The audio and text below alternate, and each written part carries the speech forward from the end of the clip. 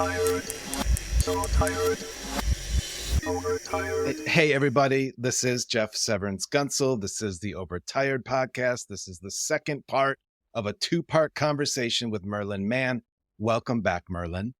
Thank you for having me, Jeff. So that Overtired, anybody who listens has noticed there are large gaps between episodes.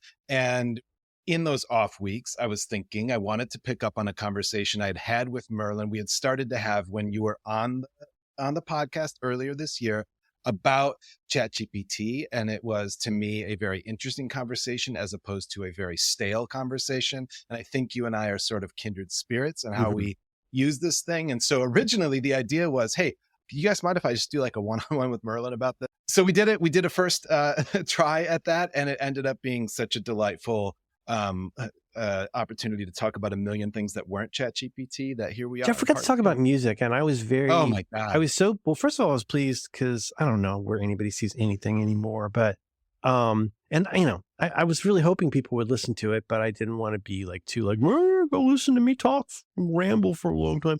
But the people who did discover and listen to it, a few of them have contacted me and you to say that they enjoyed it. And I just wanted to say to our friends, who especially enjoyed the music, thank you for enjoying that and for saying so. The music talk, because we talked a fair amount about music. Yeah, it was lovely to hear people kind of being excited about that. It was This really is my fun. version of World War II, with all respect. Oh. Like, I don't have anybody to talk to about what it's like, you know, to be in the trenches. Well, you know, the trenches of 1994 title. Yeah, exactly. Oh, you got the trenches in 1994. Yeah, I didn't watch my friends die face down in the mud so that you could say shit about Polvo. There was a great Minneapolis band called More Ram, and this was in the 90s, and it was the singer of this band, Hammerhead. It's a great band on Amphetamine Reptile, local band here. But he had a song called She's My Vietnam. Trump told Howard Stern one time that venereal disease was his Vietnam. Oh, shucks. Yeah, no. But yeah. I guess the bone spurs didn't bother him enough for, but the, hello. Oh. Hey, everybody, you listen to Overtired. It's an alternate week episode where Jeff talks to Merlin Mann, which is a thing we're going to do from now on. Sounds great. Sounds great. What's going on in your neck of the woods? Good afternoon. Hello. Woo!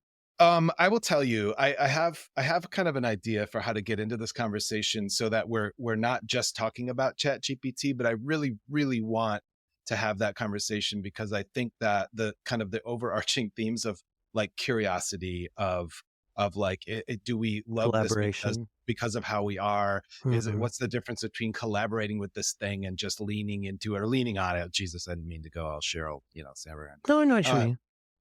These are great. These are great. Are these things, just out of curiosity, you're wonderfully dogged about wanting to discuss this, which is great for me, but these are things that, it sounds like these are things that you're thinking about a lot. Is that true?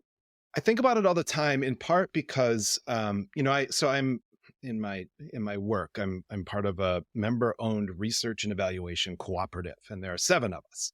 And I do work a lot differently, and everyone would agree, than everybody else that does this work in our organization. And part of it is that a lot of what I do is building and is kind of creative in nature. So it's the kind of stuff where it's like when you're planning it, it's the hardest shit to project plan because it's kind of like I was going to build a deck this summer. I didn't. But when I was going to build it, somebody said, you know how to build a deck? And I said, I will when I'm done. Right. Can I ask an early question just for my, so you guys, your group, your team of people works together. If you can say within, privacy reasons, like what is the deliverable or what is the product that people come to you to get? What is the thing that you produce for your clients? Yeah. Okay. So we do something that's called developmental evaluation. And the idea is like, rather than really dull, stupid, done by Rand and other defense contractors, program evaluation, we do this kind of evaluation where it's like, you're an organization, you're often a small organization, but we've worked with some really large ones. You're trying to do a thing. And instead of being evaluators that are off at a distance, sort of looking at what you're doing and then feeding back can report at the very end of the process. Like the classic whatever it used to be, Arthur Anderson, Deloitte Touche, those kinds of McKinsey.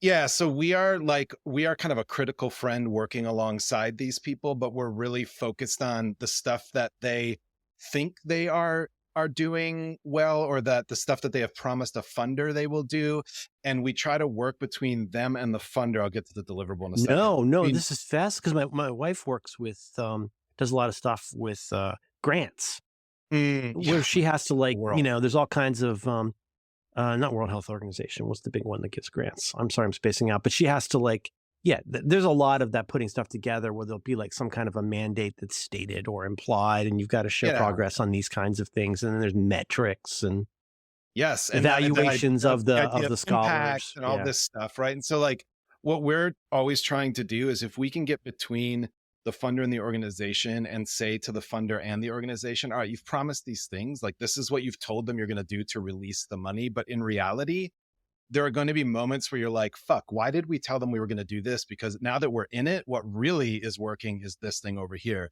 We're there to kind of help. Commit too early to the wrong. Yeah, you commit too early, in part because you're just trying to get that money, right? And so we're there to kind of help between the funder and them, to go to the funder and be like, hey, just so you know, we've interviewed all these people that are kind of the people these folks are trying to help, or the systems they're trying to impact. We're actually seeing that while they thought they were heading here, they're heading over here. And we actually think that's something you should really be supportive of. And maybe you couldn't even be in contact with those people until that first part had happened. It's it takes the doing of that thing to discover that what they need is food vouchers, not tote bags or whatever. Yeah, exactly. And honestly, if I'm being really, really frank, for me, what I like to do in supporting people who are doing the work is to be a firewall from the people who, let's face it, most funders, most people giving grant money, they're only at the table because they have money. They are at the table because they have money. And you are the one doing all the work, suffering through all of this stuff, experiencing the pain of failure or of having kind of aimed wrong. So some of it also could be in various ways managing expectations with different stakeholders. Yes. Yeah. Now, on the most if we're just looking at my work, and so I should say deliverables are not there's a final deliverable. It's all along the way we're facilitating meaning making sessions with whether it's with the funder or with the organization, to kind of be this is what we're learning as we observe your work and talk to the people that are, your work is meant to help. But we're not experts. So let's make some meaning together, figure out kind of how to do this. Okay.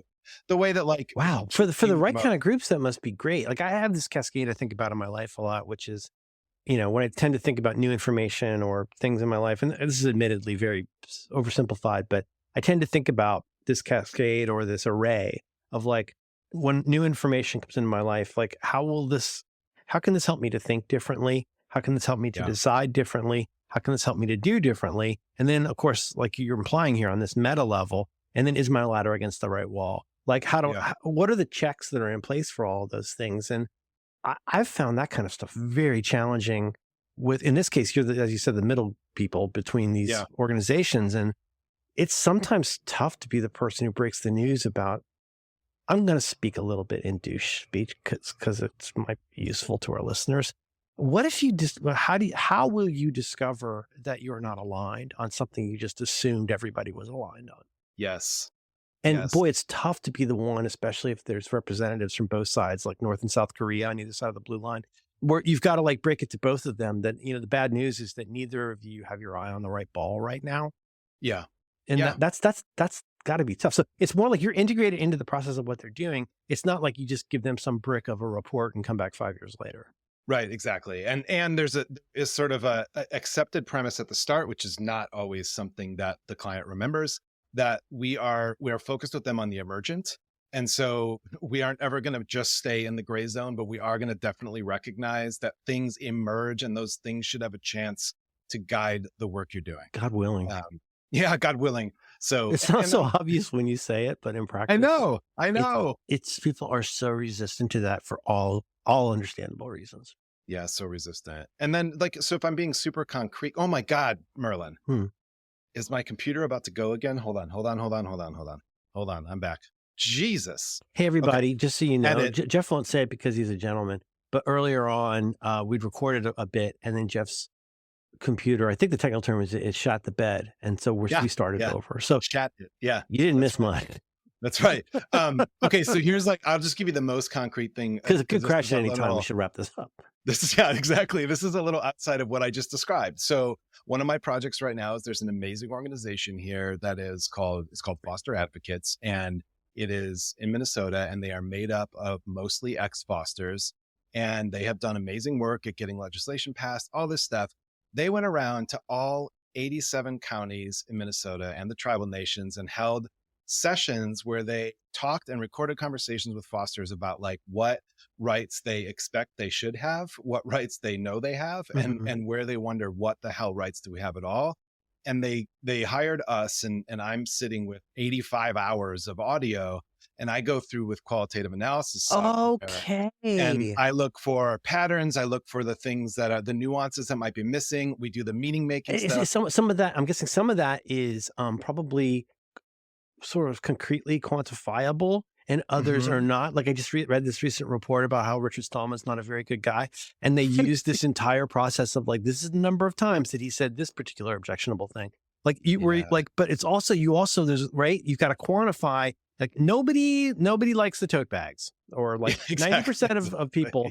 But that's complicated because it also depends. What questions did you ask? Did you always ask them the same way? And then there's the fuzzier, like, as the young people would say, the vibe kind of thing, like that you probably got to report on too, which is like this part of the company, everybody's happy that this thing works. They don't even notice it runs so regular. But then there's these other things. There's this kind of deep, there's a shared inchoate disquiet about the future of leadership here that we only discovered after we'd done this for a month. Totally. And then inside of the issues, like the organization, which is like preparing this kind of Bill of Rights package for the state of Minnesota, the organization would be like, okay, so we know that one theme is like, when you age out of foster care, your credit, how are you going to have credit? Because everything you need to do to succeed, you need to get an apartment, maybe you want, whatever you want to do. And so we already know that credit is an issue, but like what comes up in the conversations is how many people's like parents, their biological parents, kept using their name and social security number throughout the years that child was in foster care. So their credit is shot because of that. So that's the kind of stuff that like they treated it like a burner kind of phone. Rise up. Yeah. And it can kind of rise up into this. So you can add that nuance to the issues. Anyway, that's one version. And so yeah, I think it sounded like you were about to talk about how this works with your work in ways others don't do it. Well, yeah. So, I mean, I guess that the theme for me, and this is, if we're getting back to ChatGPT, is that like, I use it for a lot of things, and most people in my field just assume that it's dangerous, that you would be leaning on it like dangerous and unreliable. When in reality, like anything, it has everything to do with how you approach it, right? But I will say it also has a lot to do with your inherent sense of curiosity. And that is something that I think you've brought up. I remember listening, there was a reconcilable differences some time ago when John kind of interrogated you on your understanding of ChatGPT and AI. That was a delightful episode. Well, like so many of those conversations, it's the implication that I'm not even allowed to ride on a bus unless I understand diesel engines. Why don't you? I would simply learn everything about everything. Yeah, exactly. Exactly. No, really, seriously though, all I really want is like a chunk of code that will let me use CSS to hide this author on this one page. And so John, of course, if you ask John, whom I love, that he would never even give you a straight answer. But what I could gather from that would be, well, just simply start at the beginning and learn everything about everything. Exactly. As if I know about it. And this is the thing, John's a type, and he doesn't want to admit this. He doesn't know this. I've met John's type before. And again, I want to stipulate that I love him. He is a type where he is not aware of a certain cataract that he has. This is true for almost all of this, but you notice it with John because he's so lucid. John only talks about the things that he wants to talk about. And John only gets excited about the things he wants to get excited about. And he has this tick that even especially a lot of nerds have, which is, my deep and complete knowledge about something is what it is. And your falling short of that is a problem. But conversely, or inconversely, if that's a word, your deep interest. I remember I heard a friend of mine who I really respect a lot, white guy from Oakland, podcast host, who really loves hip hop, especially like Bay Area hip hop. He knows everything about all of those things. But if you start talking about comic books, he goes into like a mode where he goes like, oh yeah, you and your funny stories or whatever. And it's like, well, I don't expect you to love comic books, but I do expect you to have the presence of mind in the class to realize that everybody's different about that stuff. And it's bummer that you're going to miss the opportunity to learn about something. Why does everybody else like this thing that I hate? Well, that's an opportunity you've now lost because you've been an asshole. Exactly. But also be careful because like you are very close to becoming all I have is a hammer guy. Mm-hmm. And so like if you are curious about those things or you want to change it to the conversations, like you studied for the wrong Blue Book essay, and now you want to say, well, yeah, but I do know a lot about, I didn't read The Ambassadors, but I know everything about Moby Dick. Can I take a different test? Well, that's lame. Like so it's not a Syracuse thing, but it's very related to this problem. I'm probably cutting you off, but like, that's the problem here is yes, it would be nice to know how everything works. It would be nice to know everything. It is peculiar to me how under the microscope, even the most anodyne, benign use of this stuff is, because it's sort of like saying, well, like, yeah, I'm looking at weird, porn from Thailand, but like it's for my work. And you're like, oh, you shouldn't even look at that at all. It's like, well, no, like there isn't, I'm sorry, I'm going on, but like, and I don't mean to get emotional about it, but it is a little frustrating sometimes when people who do all kinds of insane shit every fucking day with all sorts of tools, including computers, things that are unreliable, things that are stupid, but those are all normalized and they're used to that. We're used to going to West Portal near our house and the cellular is just not available for this 1-2 block area. I don't get mad every time. Like I'm used to that. Do you ever get frustrated with Google results? Sure, but you keep using Google. Well, then is there any analogy to be found there? Is there any analogy to be found in I'm going to go check on this even if somebody else told me it's right? Right. Or is it possible there are some things where it really doesn't matter that much whether it's right and you go into it knowing that? That is a very frustrating prospect to people who think they know a lot about things. There's also the sort of thing about going, to the very root, learning everything from sort of the bottom up, is a huge trap for me because it's also deeply privileged. It's a hugely privileged thing, and people don't realize how privileged that is. Yeah, sure. Yeah. And for me, it's a temptation that can become an obsession that will never see itself through. And so I have that temptation and have to stop myself. When John Syracuse talks about how to learn Unix, which he won't do. That's the other thing is he won't tell you. I'll say to John, well, how do you pronounce your name? And he refuses to do it. He says, I did it in episode 35. Okay. Why are we talking about this? But no, it's not just him, but that is like a pretty common thing. It's almost like there's a library of code and we've already covered that. So like, why would we program around that? Right. Yeah. I mean, as much as I would love to learn Unix in that way, in the end of the day, what I really started needing to do was just figure out which command did this thing. And it's super cool for me to go thumb through the Unix CD, LS, PWD. Like there's that just started. Exactly. Okay, so that was all kind of a riff on curiosity, and the reason I even started using that word was like one of the reasons I actually don't try to talk about ChatGPT with too many people is because what I find right away, and this may be unfair, but I may be too quick to judge this, what I find right away is there is not the base curiosity needed so that we can actually have an interesting conversation. We're just going to be rehashing the shit that I can listen to on NPR. I can, like whatever the most sort of base. Well, there is sort of a little bit of a step zero to this, which is like, it certainly doesn't seem very cool. Like it isn't like, I don't know, like pickleball. I don't know that much about pickleball, but everybody talks about pickleball. People really like it. And like, eventually people might see the attraction of that or whatever. It's just that the way, whether or not you like, people like me kind of don't always love the way these questions are posed, but there's that step zero of like, I mean, again, it's like asking people, like nobody smokes their first cigarette thinking they're going to die of emphysema, but there's this part of you that's like, well, why would he even start with that? It'd be a super dark turn. Why do you want to try it? Well, here's the thing. Well, you'll dive in, but like, that's not how life works. That's not how human habits work. And that's why I think it's easy enough for somebody to just turn this off at this point and go, oh, God, curiosity about how math works. Well, no, but like Jeff, I think you're talking about at least a couple kinds of curiosity. The kind that may be obvious and is worth being obvious is that, hey, I'm kind of curious. There's this new thing and like, what does it do? But there's the other kind of curiosity, which is like, I may not understand. I may not be so close to the metal that I understand how like transistors or fabs or whatever. I may not understand how the metal makes computer go, but I am deeply curious about how it arrived at this particular way of looking at the question that I asked. And there is almost inevitably something for me to learn from that. And if anybody out there wants to go, well, yeah, I mean, that's the same thing as like looking at tea leaves or, slaughtering a chicken to see what the future is going to be. You can put value and purpose into anything, but I do believe that I'm learning a lot about something. And a lot of times I'm not sure what it is that I'm learning about, but I'm definitely learning something. And the results continue to be extremely interesting.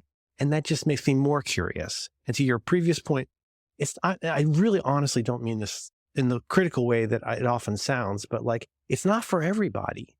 Right. Of course, right? Like that's part of the curiosity problem. It's like part of being curious is to assume immediately. Well, like imagine somebody's like, oh my gosh, my phone's out of power and I can't charge it and I got to go on this long flight. And you're like, well, here's a copy of The Power Broker. And you're like, oh, thanks. So this is like a 1,200 page book. Like really, but really I just want to charge my phone. And you're like, yeah, but this is a really good book and you should read it. And like, but that's a silly analogy, but you know what I'm saying? Like I actually ended up accidentally saying a lot of things I liked about this on the latest Due by Friday. So forgive me if I repeat a little bit of this, but like the way I look at it in some ways is that even people who are like using or are aware of LLMs, or in particular for me, ChatGPT, I think they treat it a little bit like a vending machine where it's like, or like imagine a vending machine at an airport where you can buy or like at a hotel where you can buy a toothbrush. Like, or there's another vending machine where you can go and buy chips. Well, like I don't need to buy anything right now, so I don't need any vending machines. Well, of course, there will be the day you realize you forgot your toothbrush and you'll pay $7 for a vending machine toothbrush because you really want to brush your teeth. That's how life works. I don't think it's wholesome, and this might be a straw man, if so, forgive me. I don't think it's wholesome to look at this as a vending machine. In one way, I'll explain in a minute, it's useful to look at it as a vending machine. But if you think you're going to walk up to this thing, hit a button and get a Coke, you're going to be disappointed because that's not really what this is for. In some versions of this, they're not even very good at arithmetic. Oh my God, look how dumb this thing is. It's a computer and it can't do arithmetic. Well, yeah, but we know enough to know that that's not, I mean, okay, all right, I'm fine. But then on the other hand, that vending machine analogy works because there are people who act as though they're asking a Coke machine whether they should get divorced. Right. And we know what Coke machines are good at is giving you a Coke. So if you want a Coke, that's a good time to use a Coke machine. If you don't drink Coke or don't have a credit card or change, as we used to say, then you're probably not going to interact with the machine. But when you do, if you think about it, it'd be pretty weird to go to the machine, start hitting buttons and ask it if I can get divorced, if I should get divorced. And what I would say is, well, okay, first of all, you didn't even put any money in the machine, so you can't even get a Coke. But advice costs something. Is that really a good use of a Coke machine? And I think it's cynical to do the equivalent of saying, I asked this thing if I should get divorced, and all it did was give me a Coke. Or it gave me like a Fanta when I'd ask for a divorce. And it's like, that's how it feels to me sometimes when people try to impugn this entire sector of this huge growing piece of our future technology with this whole like, well, I didn't have a use for it today, and I'm pretty sure I don't trust it, and everything that comes out of it is bad, and it stole everybody's art. And like, then we're getting into something that I call the phenomenon of everything is everything. Well, can we just talk about like one part of that? Maybe let's start with the part of I need to disabuse you of the idea that this is a Coke machine. And if it is a Coke machine, don't ask it for relationship advice. And I feel like to me, that's a good way to understand it. What if you understood this more as like talking to a friend who doesn't know everything? Do you not talk to people if they're sometimes incorrect? Do you not talk to people? Let us break for a sponsor read. There are probably 100 different ways to blog, and Pika is a fast, affordable, and elegant way to create your own place on the web. But why did the team build it when there are so many other options? Well, in the words of one of the creators, Barry Hess, Static site generators are too fiddly. Cool platforms like micro.blog can be hard to grok. And building out a site template for platforms like Hugo it wasn't of interest. So they built Pika to solve their own problem and made it something they could offer to the public as another option for easily creating your space on the web. So if you want to start a blog quickly and easily, you have to check out Pika. And I can say I tested it. I think I said this the last time we had Pika on as a sponsor. Thank you, Pika. And I think it took me like 15, 20 seconds from the time I got to the sign up page to the time that I had a couple of words on a page with a URL that I could send to anybody I wanted. Pika makes it simple to start your own blog and take control of your place online. Blogging is a way to connect with others over your thoughts, and you can be significantly more eloquent here on Pika than you can with snippets on social media or on podcasts, let's face it. Pika helps you share your thoughts beautifully at your own online address. Here's what you get: a blog complete with a guest book, a great writing experience in their beautiful editor, simple theme and customization tools, a site at yoursite.pika.page, and if you upgrade to the Pro plan, you get unlimited posts, pages, and guest book entries. You can bring your own domain, and you can add your own analytics. Visit pika.page/overtired and give Pika a try. And if you decide to upgrade to Pro, use the code Overtired20 and get 20% off your first year. That's 20% off Pika's already affordable price. Your new blog is just a few clicks away. So that's pika.page. That's Pika, by the way. Pika.page/overtired. It's loads simpler than WordPress, Newshook, and way less expensive than Squarespace. In fact, your first 50 blog posts are free. Boy, I barely get to 50 every time I start a blog. I have a graveyard of blogs. This is an awesome deal. And Pika is made by a team of 6 real people who care and who actually answer your questions when you email them. That's pika.page, pika.page/overtired, pika.page/overtired, and use Overtired20 for 20% off your first year of the Pro plan. Thank you, Pika, for sponsoring Overtired. Very grateful. It's a great service. And now back to my conversation with Merlin Mann. You said something, this was also, that I revisited that reconcilable differences because it was such an interesting, it was kind of where I initially thought, I really want to have Merlin on Overtired, which the first time earlier this year. But you said something there. You said, I can immediately see the usefulness of this thing because of how I am.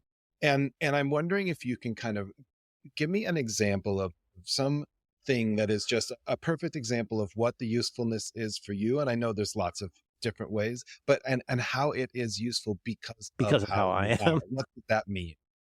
I think, is it cool to talk about this? Yeah, please. I can give you one. I'll avoid all the prologue stuff, but like I've been at ChatGPT for, I don't know, I think over a year now. I've done some image generation stuff, but ChatGPT is the one I've sort of imprinted on in the Conrad Lorenz sense. Like, this is my daddy. Like, this is the one I feel like I mostly understand. And it just doesn't make sense to me to run around and try 60 of these. Learning one, let me learn this one hammer before I buy more hammers or even try more hammers. Here's one of the first ways is a term I might be abusing or misusing, but is that for whatever reason, there's a thing you can learn. A consultant can come out and you're going to teach all the executives about lateral thinking, or what some people, I think, erroneously call thinking outside the box. But, there's if you think of the world as these series of different kinds of grids or graphs or spreadsheets, with 2 different kinds of things on it, like without even being able to help myself have a kind of emotional synesthesia where I very easily slip into at least thinking about things that are related to the thing in a way that others don't. Yeah. Which on the one hand is what occasionally makes me funny. Honestly, part of being funny is being able to relate to unrelated things.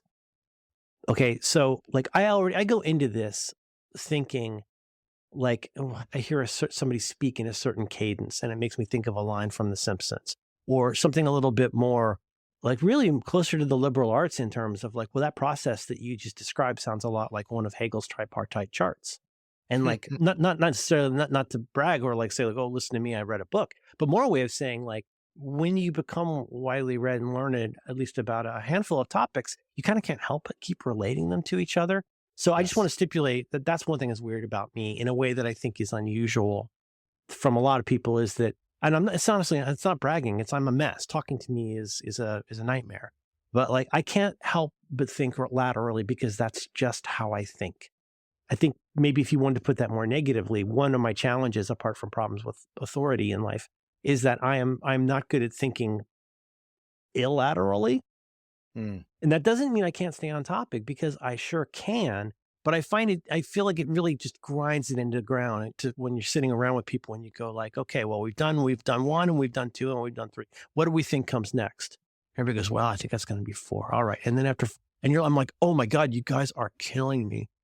1, 2, 3, 4, 5. That could be the Dave Brubeck song. 1, 2, 3, 4, 5. That could like there's all these different things where I'm like my brain is going in a million directions about what 5 means. Jackson 5, my list of 5. Like I can't stop doing that. So here's an example.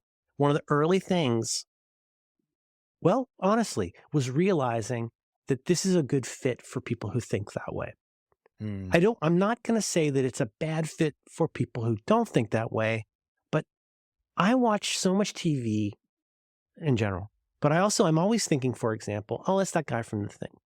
It's guy from that thing, not the thing. That would be Wilford Brimley.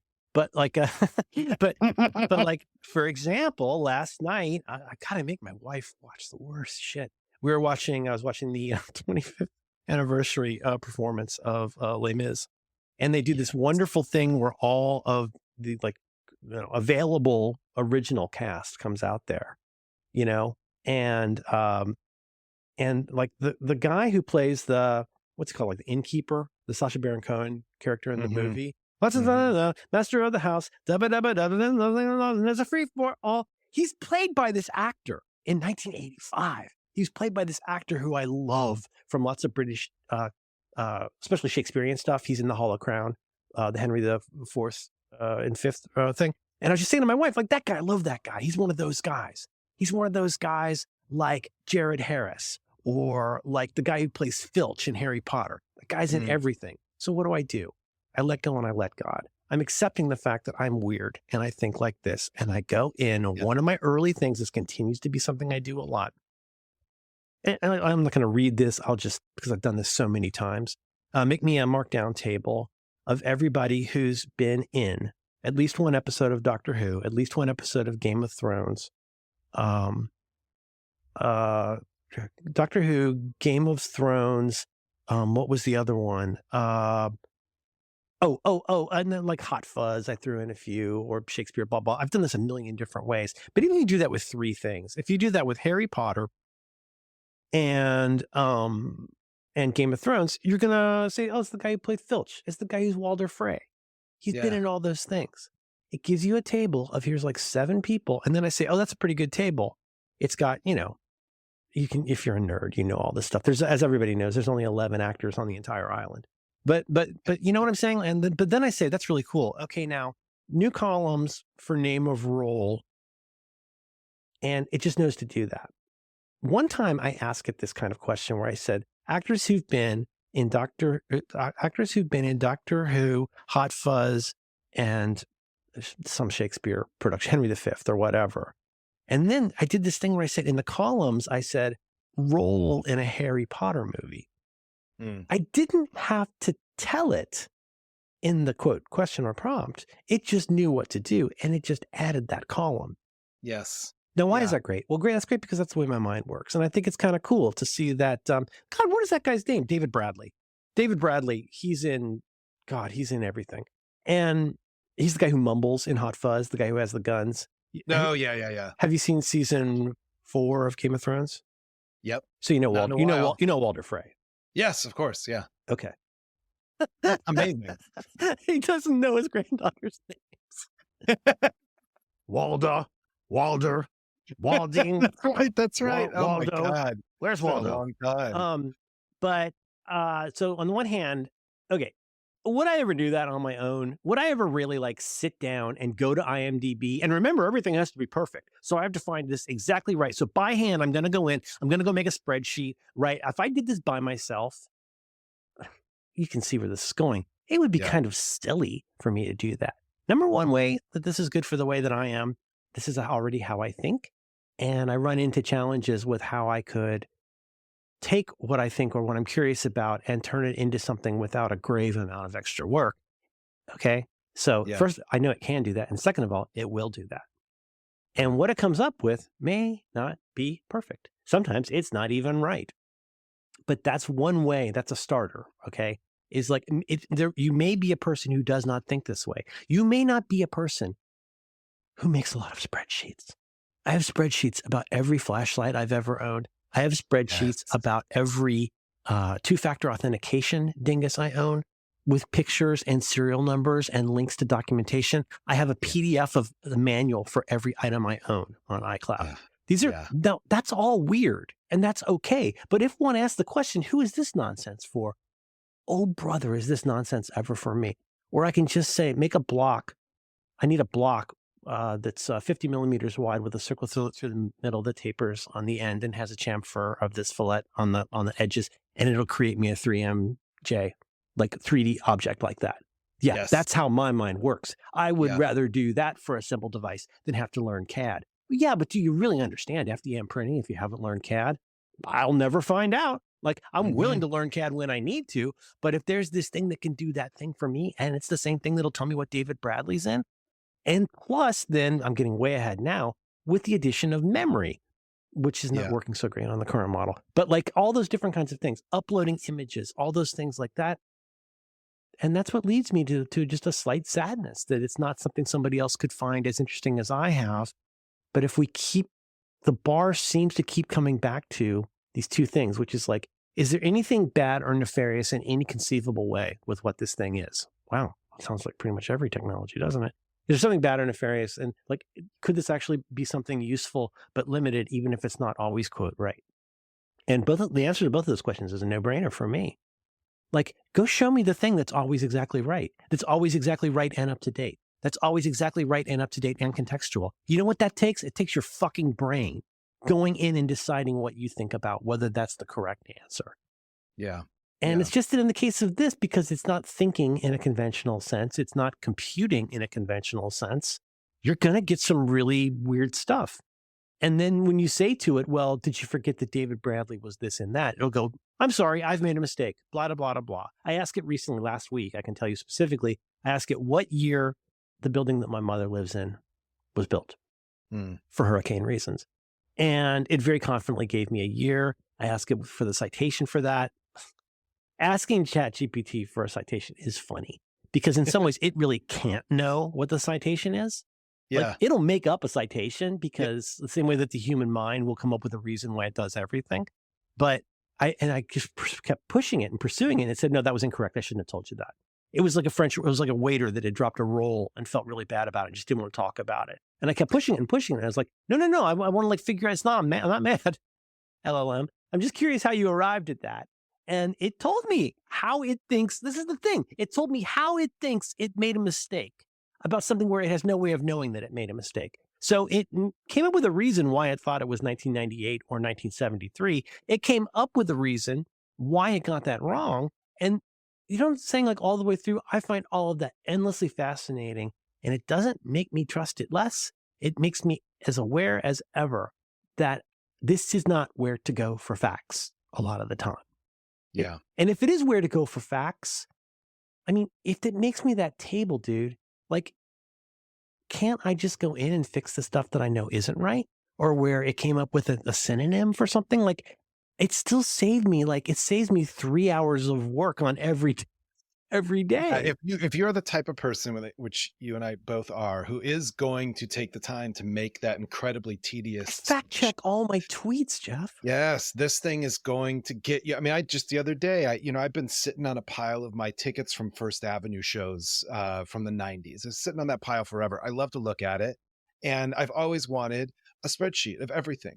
And so I was like, I'll try this. I took pictures of 5 at a time and I put them into ChatGPT and I said, I want a spreadsheet. I want a CSV and I want you to put everything. I want the door time, the show time. I want the price. I want the opening band, all the opening, whatever, everything, right? Like everything I want. And I think also importantly, maybe not First Avenue because it's all at the same place in the same city. For me, it's also the venue where I'm like, I can't remember if this was at the Cuban Club in Ybor City or, you know what I mean? Like, and if it's the early show, say it's the early show. If it's the late show, say it's the late show. And it created this CSV that I will say, when I looked at it, I have, for whatever reason, I have a deep compulsion to be able to hold a lot of things at once in a way that I can look at them all. And that makes me feel very calm. And when I looked at what was essentially a timeline of a really important decade of my life. Yeah. And this thing gave that to me. It's exactly why I use this tool. There's a million other reasons. I use it for really stupid shit. Yeah, it's difficult, but don't you find it? I mean, we're both, I think, struggling a little bit to describe what the thing of that is. I can answer the question of why I think it's good for me because of how I am, if you like, or how I think. But like what you're describing there, like just creating a table that I would fill in later. Well, thank God for Brett's Table Flip, which is a great app. But you know what I mean? Like even just the dumb That's part. Not Brett. Huh? That's Christian Tietz, the guy who created the archive. Oh, wait a minute. Oh, wait. Is he the Zettelcast? Yeah, Zettelcasting guy, which Zettelcasting, not unrelated to this conversation, but very unrelated in a lot of ways. Let's put a pin in that. We're not going to. Sorry, I regret the error. But like even just the mechanics of having to go to I mean, it sounds easy, but you go to IMDb and look up David Bradley, you can see everything he's in. Well, that's one angle of that. That's one row or column of that. But how would I even know what I don't know about? Mm-hmm. And that's where, and if it fills in a table, if it creates the basis of a table with 25 lines in it, I can always change all of that later. I can also ask it to do better, and it often does. But, you know, and then it's frustrating because sometimes one of my original use cases was making playlists for YouTube and Spotify back in the day when the store first started and you can have different, yes. I seem like they've kind of gotten away from that a little bit. I don't exactly understand why, but like it's even just creating the frame for what it is that I'm exploring helps me think about it better. Yeah. And seeing, and here's another example. When I said, God damn it. Oh, you know what it is? Here's a recent one. As of a week or two ago, Kid and I went to see Megalopolis and I said, I want to see. I want my boys to see that this week. Oh my God. Oh, get back to the club. Okay. Anyway, you can stop time. Yeah. No. Yeah. Right. It comes up like twice. Okay. Woo! A lot of ideas in that. But I find, and again, I'm trying to be big-hearted and open and honest and kind to everyone in the way that I say this, but I don't mean this in a mean way, but maybe this is not interesting to other people. Maybe people want a Coke machine that produces just the Coke that they want. This is exactly the temperature that they want. And the more time I spend with this, the more I realize that it is a collaboration, that there's ways that, I could be better at asking what I want. Like, because we're all in the same way that we have these occasionally somewhat long-term dysfunctional relationships because we don't know how to ask for what we want or to ask people what they want. We don't know how to talk to people about stuff. And so we satisfy through life with all this like sort of getting by. Well, with this, I get a much more active and direct way. However this thing is made, whatever computer it's running on, there are things to learn from this. Yeah. And the thing is, if I tell it, hey, you did a bad job at that, do this instead. This is what I wanted. Not to be mean, but to, again, collaboration, which is like, I think I see how you got there. But what I really want is more of this. And then with this latest model, as I was saying to Alex, it's more and more I'm getting away from this XY problem of going in and asking for something deeply technical instead of just saying, go make this for me.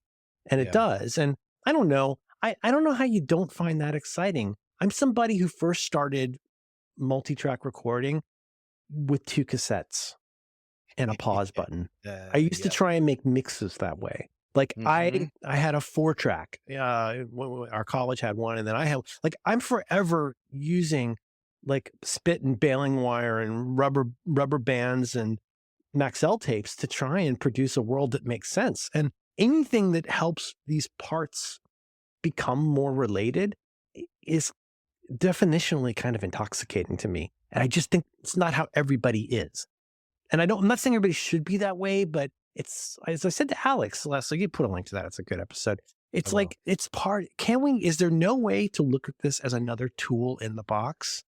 The title of the episode comes from this, the greatest screwdriver in the world, is the idea that like, no matter how good your screwdriver is, you can't use it for everything. Even if you have a Vera, like really good screwdriver it's still not, it's not even good for every screw, dude.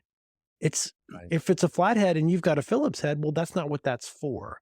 And that doesn't mean the screw failed you. You said something a little bit ago, or you kind of got towards something that has been really meaningful to me. And if I were to use it, if I were in a classroom and I was using ChatGPT to teach something, what I would teach is essentially the experience for me of being forced to slow down and be specific. And like you said about what you want, right? And in human relationships, the funny thing is it's bad at interpreting what you say you don't want. It's really only good at interpreting what you say you do want, which I think is a very funny, very human dynamic. But like, and that's something we tolerate or sometimes enjoy, I guess. That kind of chunking and heuristics and all those sorts of things are the kinds of things that make our day-to-day human life with each other like bearable. In the same way that like you say to somebody, how you doing? And they go into a 14-minute speech about how their mud room is getting relined and it's taking forever. And you're like, well, I just said that to be polite. I didn't really want to know about your mud room, but we tolerate that. But we have such a low tolerance for how wrong these things are all the time. And it's like, I don't know if that's the best way to look at it. I mean, a Xerox machine is wrong in some ways because all it's doing is making, back in the day anyway, a black and white image. It's not the book. That's just a black and white image of the book. I don't mean to get all semiotic, but like, it's not actually that complicated. We interact with stuff all day long, every day, our entire life that is far less reliable at ChatGPT. It's just that they're less reliable at things we've learned how to tolerate and not be scared. Yes.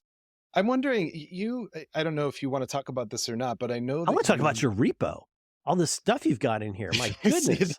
Okay. So I'll explain. I don't want to monopolize this in a way that we don't get to talk about all your very good stuff you put in here. Oh man, what was I saying? What was I thinking? ChatGPTs and the right tool for the job, or tolerance for people and tolerance for incorrectness. Well, I mean, I'll tell you what, I will actually, this will come back to me, I'm sure, but like this thing about slowing down and being specific, what I have found, I mean, I've found this literally, it's almost like we talked about practices last time. Yeah. It can be almost like a practice because my nature is to want to gather up so much so fast because I want to see the connections in the world. I want to see through some other window. I mean, I think there's a lot of reasons that this connects to how I grew up and my kind of interior life as I was growing up, sort of lonely. Expansive and this is the beauty of the Lonely Boys title, is that expansive inner world that like we always like want to like impose upon our children of like, you should be bored more. It's like, no, God, what a piece of shit you are to say stuff like that.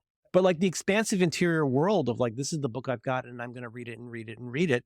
And like, I'm, just like the funny drawings that you make and all those little things that are just part of an expansive interior world where you haven't learned to be ashamed of how little you know in life and what excites you in life. And everybody's supposed to become so ashamed about all those things, so confident about all these other things and like put on this big show. And it's like, well, no, I'm always going to be a latchkey child at heart. Yeah, exactly. Wondering, right? Like imagining what these connections might be. Too much time, not enough money. Too much time. Also, it's too much time, not enough money. A life in Florida. There's a colon in there somewhere. That's good. I like that. I like that a lot.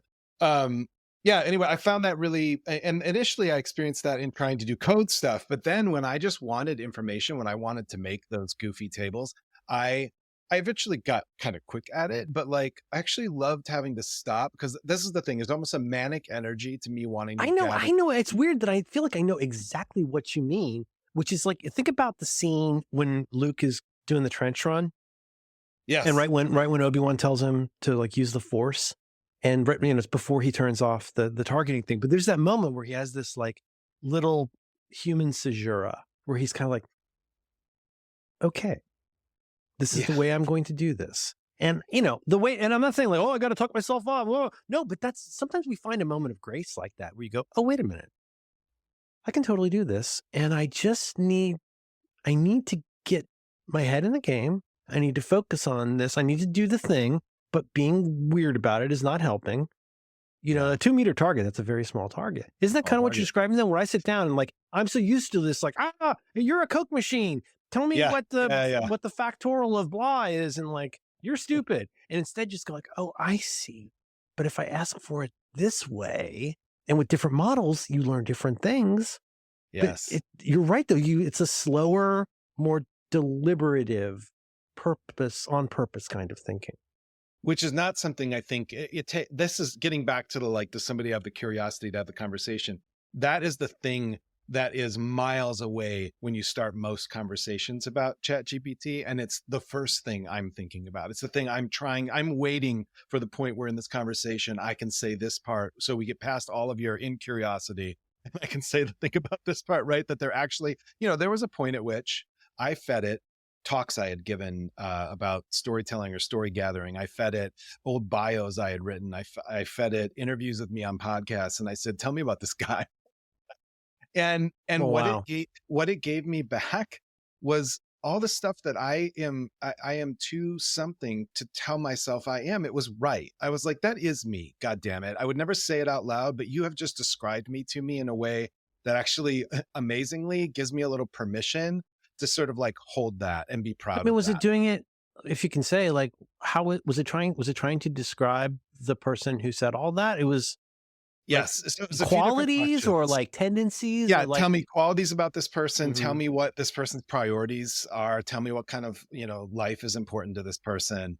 And there was everything was like right on. I'm like, yes, no, that is how I would describe myself, but have always been a little too something to do it. Like that voice is in you going, oh, shut the fuck up. Oh yeah, sure. And so here was this thing, and this would sound so absurd to so many people. Here was this thing that in reflecting back to me myself at my fucking request, by the way, like I asked for this. I said I wanted this. I felt things. I was able to actually like unlock a sort of relationship with myself that wasn't there. I don't want to overblow this. No, I know what you mean.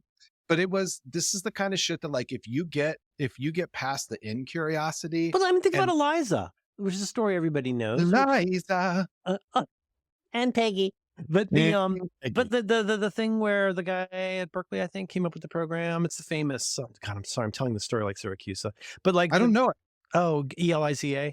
Google it. And this guy came up with a program that appears to be, it's a very basic, like, command line program where he says, hey, hi, I'm Eliza. Like, how are you? And you talk to it, and it's a very elementary program. So a lot of what it does is mirroring and asking questions. And it says, well, how do you feel about that? And the story, and this is, I don't know, this could be one of those twice told tales, was like the guy showed it to his admin, and like she was like, could you please leave the room? I just want to do this for 2 hours. People would get so involved in Eliza. And at no point did somebody think that was a real person, quote unquote. Yeah. But that doesn't change the fact, like, why are people so resistant to realize how much of themselves they bring to their work and what they do? Because if you did that, you would go, well, of course this is interesting. And I know this is a machine. Like, I was a child, I could throw a ball against a wall for 2 hours and be pretty happy. I mean, I didn't think the wall was a person, but I was more amused than I would have been doing nothing. And in that instance, because you are talking about yourself, but you're realizing things. It's a continuum of an exchange, even if it's with a computer. Do you know what I mean? And it's like we've known about that for 40, 50 years, that's a thing. And like, if you set somebody down in front of Eliza today, the exact same thing would happen. Yeah. Oh, for sure. Yeah. That's a great. I see what you mean though. It makes you're getting at something emotional here. Like, it may just be a computer, but like maybe you're realizing something about yourself as you're doing it. And I don't think that's unwholesome. No, yeah, exactly. It's not unwholesome. I like that. I mean, and even to you, I mean, you had mentioned this repo. So I created a repo for the last episode where I wanted to just take the transcript and fuck around in ChatGPT and put what came out of it in there. So the show notes are there too. That was human made, but like with the help of ChatGPT. But one of the things I did, and it took a lot of collaboration. It wasn't just an easy thing, I wanted a glossary of terms because what struck me about that conversation, which is the kind of conversation I love to have, and if I kind of tick off the closest people in my life, they're almost all people with whom I can bounce around in that way. And that is a feeling of joy and wonder for me that I don't always find with humans, right? Like, and so when I made that glossary of God knows There's so how many things I many, can't say about what you're saying right now. It would be very difficult for me to agree with you more. to borrow a phrase from my brother and me. It's just so difficult sometimes to find someone who play with you in the space. yes, You know? exactly. Yeah. Yeah. And you know instantly if the person is not or is that person, right? Like it's like, You'll know oh, pretty. well, You'll I know. got to figure out how to You'll know dial pretty this darn out. quickly. You Yeah. you surely I said will. Bon Jovi way too soon in this conversation. Or I tend to think of it in terms of layers or levels, where it's like, in my frustration, as I've said, is that I do feel like I'm not trying to build myself up or puff myself up or anybody else down, but Let like ChatGPT do that for you. I'll let ChatGPT do that for me. There's a lot of people out there who are very resistant to going any more than 2 levels into anything. Yeah. And I'm not even talking about like weird, like, Inception type stuff. I'm talking more like, well, here's my raw hot take on this. Here's but turns out about that. And it's like, the thing is, like, we haven't even gotten to the 3rd or 4th layer where we figured out this is actually not what this thing is about at all. Yes. And there's Yes. so little interest in pursuing that. And because people like that fast thinking. And at this point, we should probably mention Daniel Kahneman. But I mean, I think that is related. The thinking fast and slow idea of like, there are these in behavioral economics, there are these things where like, if I ask you, if you are a person like me and you, and I ask you what 2 and 2 is, you can't help but think 4. Yeah. You can't, it's like, don't think of an elephant type stuff. Whereas if I ask you to do longer division with numbers that ends in, 7s and 9s, it gets harder. And you have to do a different kind of slower thinking. So I'm curious with you. Okay. So when I looked at that glossary, when it was done, and if you look at the glossary, if anybody looks at this, I'll put a link in the show notes. Okay. The descriptions are not something I have fully edited. Oh right? my gosh. Oh my God. Okay. Sorry. So just to be clear, because I'm stupid, you got from Descript or MacWhisper or something, you got a transcript of the show. It knows who is who. What kind of prompt? So what I'm looking at here is at least 260 line, row markdown table with term, category, and definition. Can I ask, am I jumping ahead to ask roughly what you asked to get this? Yeah, sure. I mean, I'll try to retrace my steps. I sort of played between models, the new, like, whatever, 01 But preview. how did you let it know, like, what should and how would you, like, glossary would include, so it's just anything novel? Like, how do you... actually, I started in kind of a funny way, which was to sort of test it. And this is something I've been doing with some interview transcripts in my work, was I fed the new model our transcript and said, I want to see a markdown checklist of all the things you think might have been mistranscribed, right? I love this. I love stuff like this. That was the beginning of the glossary, and they were coming up with stuff like Karas is not with a C, it's with a K. And it comes from Kurt Vonnegut. Like, I've done that thing where, like, this was a big thing people talked about for a while. Ask it to be this, or ask it to be that, ask it to do this. Yes. I've asked it to be the most knowledgeable person in the world about home technologies, like smart home technology, and show me in the thing that I just wrote, or the thing that I just made. Show me the things that are the biggest problems. Show me the things that are most likely to be untrue. Fact check my work. Act like you're the smartest person in the world. Here's another way to put it. Find the weakest part of my argument. Mm-hmm. And it's pretty good at that. Mm-hmm. When you ask it to be somebody smart. Well, and what blew my mind, I intentionally did. So initially when I tried to do this, I gave it like my bio and yours and like, here are the two guys that are talking. Now go through this and whatever, right? And it actually wasn't that effective. It got kind of confused. When I said nothing, that new model pulled sort of context so well and caught things that it should never have caught. Like, it shouldn't have known how to spell Sebadoh, like, necessarily, because you must have put a hurting on some tokens here. Because, like, seriously, like, yeah. I mean, there's so many. I see so many tokens in what it came up with here. So if I'm walking through the process, that was the beginning of the process, and actually in the repo there's one file that's just amusing corrections that it felt like it was seeing. So that's where I started. Like, okay, well, that's really interesting. Meathead label. I like to cut up your jib. I'd like to cut up your chips.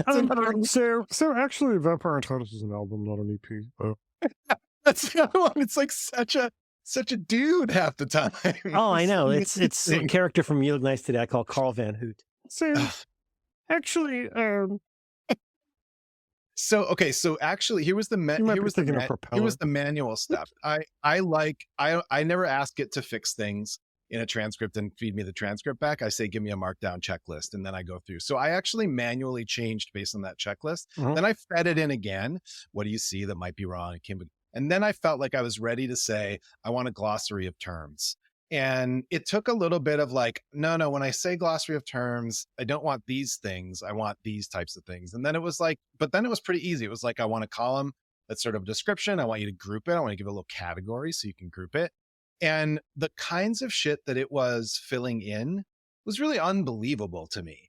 And so, yeah, that was the back and forth. Really, there was a lot of just massaging, like, yeah, you basically got it. And then I edited 3 or 4 of the entries. And it's not that there's not more that should be, but those are the ones. Huey that, like, Lewis Sports should be Huey Lewis and the Oh, News actually. Sports. Actually, So I think it also corrected. You had said trepanning. Didn't like you my had- trepanning. Oh yeah, that's drilling into the head. There was a point at which you were talking about David Bowie introducing Adrian Belew, and you said where Actually, he's Adrian from- Belew was from. It was like, actually, Adrian Belew was. It's just amazing. That's Amazing. so great. How much did it cost you to hire everyone on Mastodon? Except I can only have one of two opinions about everything. Either I don't care about what you're saying, or I think it's wrong. But Merlin, here's the crazy thing. Yes. Like, when I was done with that and I looked at it, it's similar when I looked at the list of, like, I don't know, 36 songs or something. I think there might be a few more, but the ones that I identified through ChatGPT were 36. I looked at that and I said, that's all in me. Like that was the transcript of just the 90-minute Right, it would be version one of thing that to see character. like your EKG or something expressed as a Yes, line and go, well, yeah. that's my heart. And you're in Yes. this, you're like, oh my gosh, this has all been in me the whole time. It's just now I'm seeing it in a table. Yes, and that's one. I know what all these things mean. Isn't that weird? Yes, Yeah. and the fact that you and I were bouncing on that, it's like there is another person, and there's other people that for some fucking reason, some of it you can guess. Certain movies, we're all going to talk about Big Lebowski, right? Like that's not a surprise. But Am I like wrong? the sort of like Am I wrong? multiverse, kind of multiverse. You're not of wrong, Walter. You're just an connections there. asshole. Exactly. So anyway, when I say that it feels almost warm to see my the fact world that, okay, but gathered. like, here's the thing about what you're Yeah. saying right here. So let me find the one I was looking at a minute ago. In there's the playlist, the glossary. Okay, so it did a pretty good job of finding 266 individual monads of thing that we talked about in this show. Turned it into a table, said what kind of category it was, and it even defined it. Let me go look down here. Oh, geez, boy, that's a shame. Look at line 43. Wait, I'm not in it. What's Oh, line it's 40? okay. It's just a bummer. It says by Thomas Harris instead of Thomas Harris.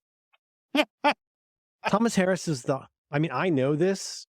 Like unlike ChatGPT, I know this. Thomas Harris, wrote the Hannibal Lecter novels. But what a shame. And it's even in the wrong order. It's between Buzz Osborne and Carl Hyacin. What a It's in the wrong shame. order. Yeah, I mean, it was good to leave some of that. I should say, I made it add But it XL2 knows what and Columbia XL2X. House is. This is fucking insane that it can do this.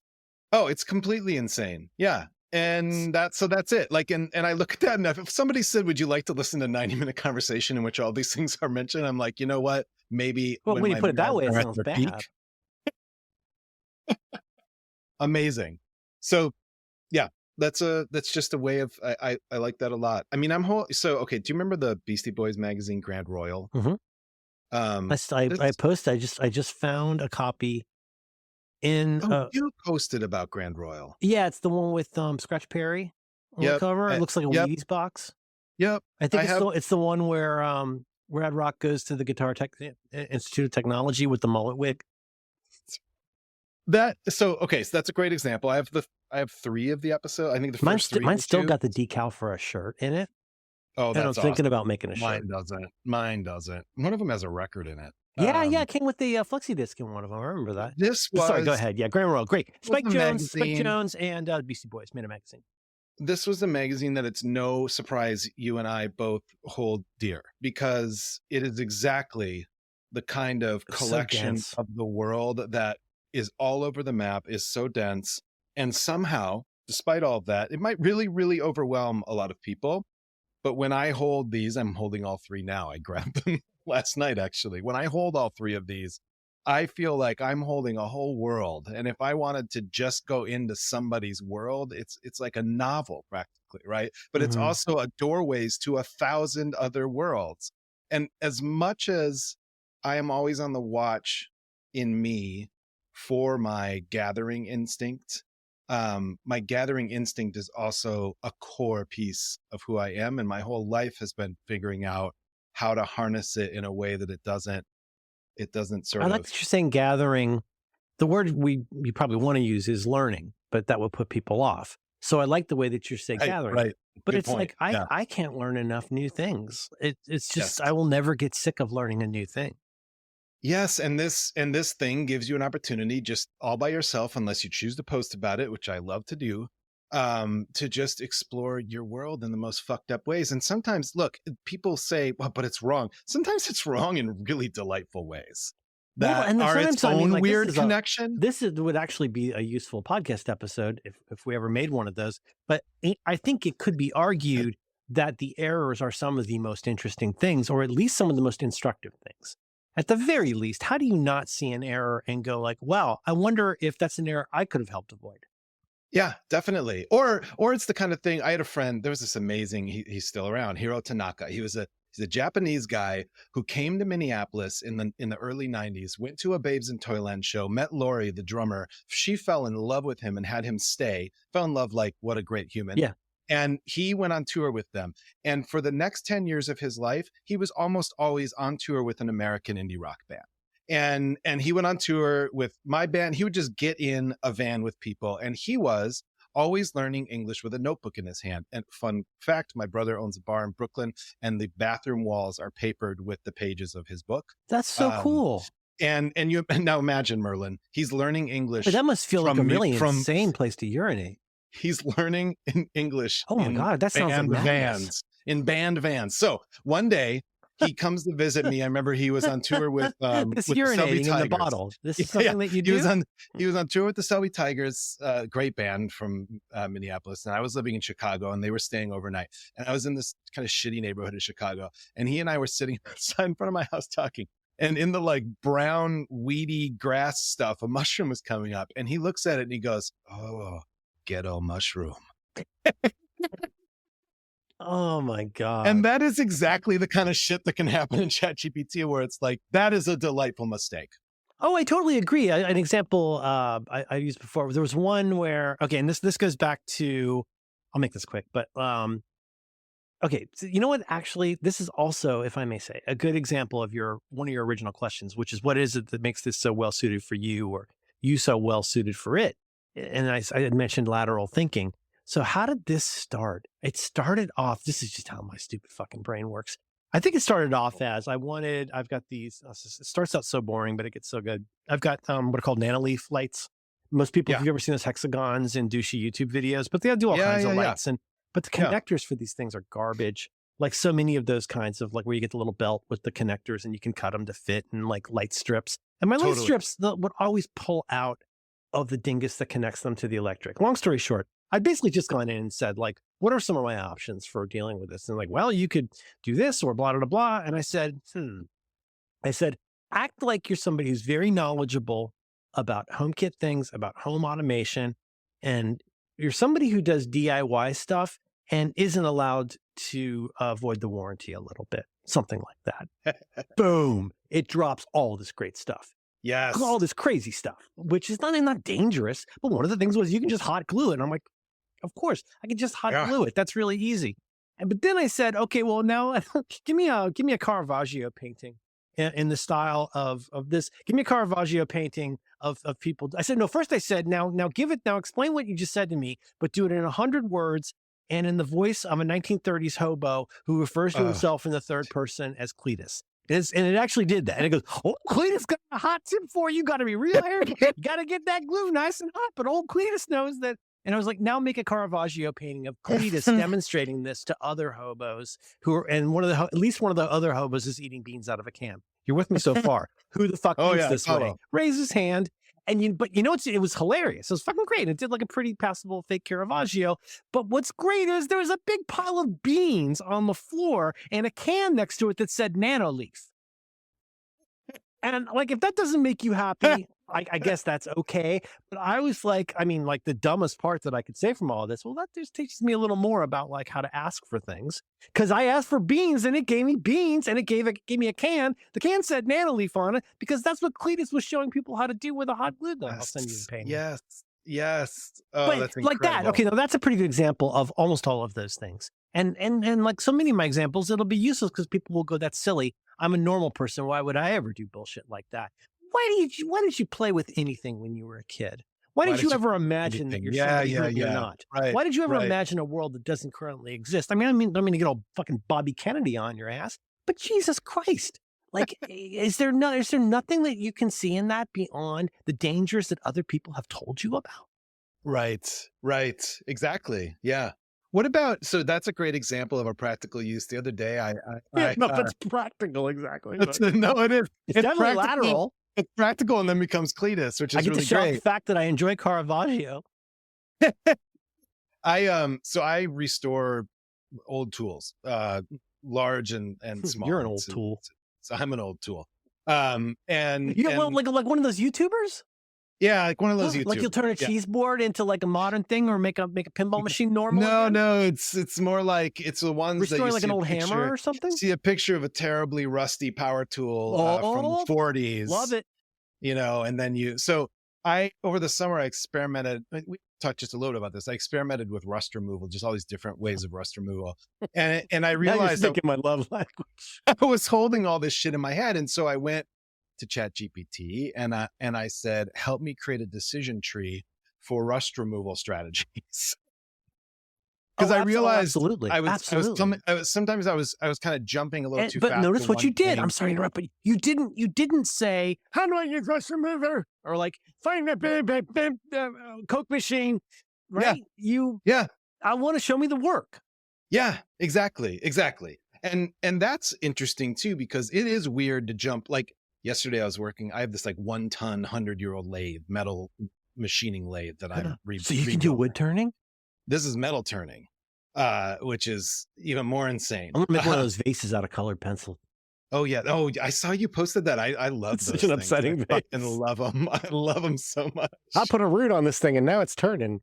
Anyways, you've got a. So I'm in there. Lathe. When I'm in that world in my workshop, like I'm not particularly drawn to my phone or my computers because I've got like grease from Coolidge administration on my hands, right? I know. But like that's me in 3D printing. It's like it's just a way to disappear from the world. It's a way to disappear from the world. But actually, I've started more and more going to it to say, okay, I've got gear oil.